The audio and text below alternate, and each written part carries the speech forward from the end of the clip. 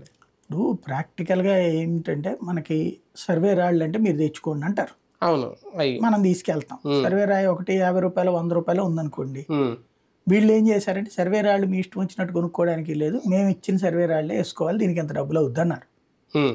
ఒక పొలానికి, ఓ ఎకరానికి రూ. 4000 అట్లాగా 2 ఎకరాలు, 3 ఎకరాలు అయితే గనక ఇంకొంచెం పెరుగుతా వచ్చినాయి. అదే. హ్మ్. అది వాళ్ళ దగ్గరే కొనాలన్నారు. హ్మ్.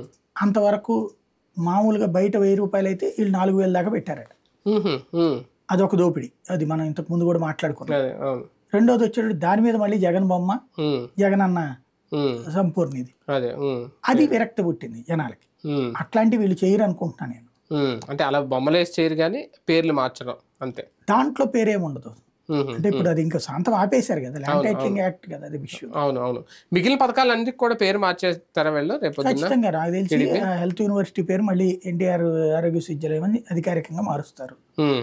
ఒకటి. అవును. అట్లాగే ఈ అన్ని పథకాలకి పేర్లు మారుస్తారు. ఈ గోరుముద్ద హుహు. ఇయన్నీ కూడా. హ్మ్. మేబీ విద్యా కానుక. పవన్ కళ్యాణ్ ఏమన్నా జోక్యం చేసుకుంటే కొన్ని పేర్లు అట్లాగా వాళ్ళ పేర్లు కాకుండా హ్మ్. ప్రముఖుల పేర్లు రావచ్చు. పవన్ కళ్యాణ్ ఆ మధ్యన అనౌన్స్ చేసింది ఏంటి? హ్మ్. ఇప్పుడు ఫర్ అంటే ఎగ్జాంపుల్ స్వాతంత్ర సమరయోధులా? అన్న క్యాంటీన్‌కి ఇప్పుడు హ్మ్. మార్చరేమో మరి. ఆ! అది మార్చరు. అన్న క్యాంటీన్ హ్మ్. అనే చెప్పేసారు కదా! అవును. అతను అన్నది ఏంటంటే